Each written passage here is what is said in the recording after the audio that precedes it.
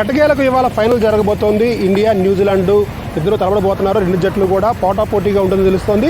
అయితే ఇందులో ఫైనల్లో ఎవరు గెలుస్తారు అంటే ఇండియాకు సంబంధించి అయితే బలాబలాలు గట్టిగానే ఉన్నాయి. బౌలింగ్ సైడ్ కానీ, బ్యాటింగ్ సైడ్ కానీ అండ్ ఫీల్డింగ్ సైడ్ కానీ. ఇటు పక్క సౌత్ ఆఫ్రికా కూడా అంటే న్యూజిలాండ్ కూడా దాదాపుగా ఇదే పరిస్థితిలో ఉంది.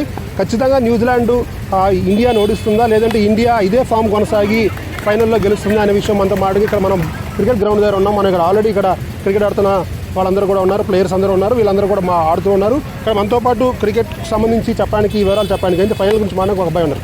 చెప్పండి, ఇప్పుడు ఏం జరుగుతున్నారు? ఫైనల్ ఎవరు గెలుస్తారని కంపల్సరీగా ఇండియా గెలాలని కోరుకుంటున్నాం.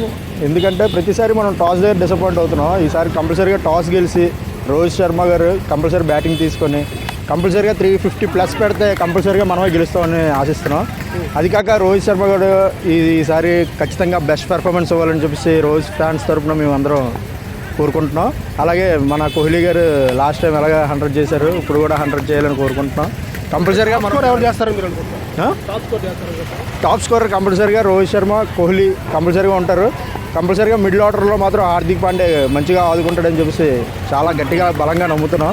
హార్దిక్ పాండే కూడా మాకు బెస్ట్ అవ్వాలని చెప్పేసి కోరుకుంటున్నాం. అంటే ఇప్పుడు టాస్ గెలిస్తే ఏం ఎంచుకోవాలి? బౌలింగ్ ఎంచుకుంటారా, బ్యాటింగ్ ఎంచుకోవాలి? బ్యాటింగ్ ఎంచుకోవాలనే కోరుకుంటున్నాం సార్. ఎందుకంటే వాళ్ళది కొద్దిగా బౌలింగ్ బాగుంటుంది.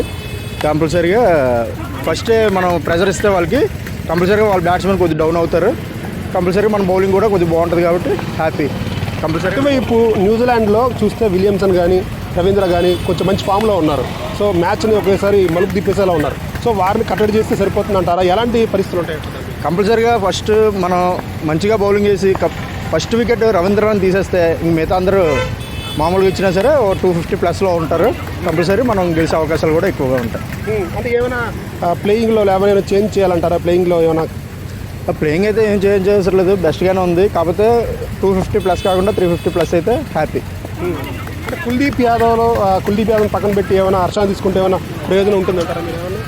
లేదు కంపల్సరీగా కుల్దీప్ యాదవ్ అంటే పెర్ఫార్మెన్స్ ఇవ్వలేకపోతున్నాడు, కానీ కంపల్సరీ కుల్దీప్ యాదవ్ మంచి పెర్ఫార్మెన్స్ ఫైనల్లో ఇస్తాడని ఆశిస్తున్నాం. ఓకే.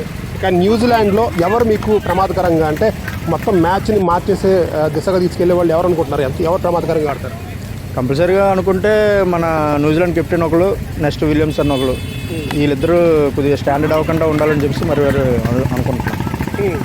ఇప్పటిదాకా జరిగిన మొత్తం ఐసీసీ మొత్తం మ్యాచెస్లో కూడా భారత్, న్యూజిలాండ్ రెండూ కలిపి తలపడ్డాయి.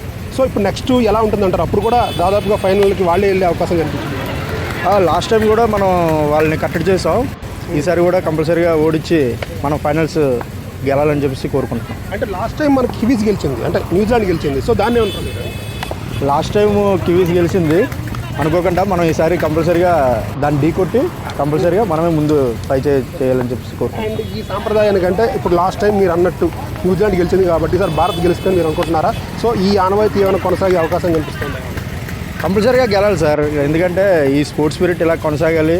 నెక్స్ట్ ఐపీఎల్ కూడా మంచి చూపు ఉంది, ఇంకా హ్యాపీగా ఉంటుందని చెప్పేసి కోరుకుంటున్నాం. అండ్ టీమిండియాకి మీరు ఇచ్చే ఏం సందేశం ఇస్తారా? బాగా ఆడాలి, మనకు కప్పు తేవాలి. ఇది మనం బ్యాక్గ్రౌండ్లో క్రికెట్ చక్కగా ఆడుతున్న విజువల్స్ మనం చూస్తున్నాము. కుర్రగారంతా కూడా చాలా చక్కగా ఆడుతున్నారు. అదే ఇక్కడ చెప్తున్నట్టు ఫైనల్లో ఇంతకుముందు కివీస్ గెలిచినట్టు కాకుండా ఇప్పుడు ఈ టీమిండియా గెలవాలని చెప్పి కోరుకుంటున్నారు. ఏదైనప్పటికీ టీమిండియా కొన్ని వ్యూహాలు పాటిస్తే ఈసారి మ్యాచ్ మనదే అని, కప్పు కూడా మనమే కైవసం చేసుకుంటామని ఇక్కడ కుర్రగారు చెప్తున్నారు.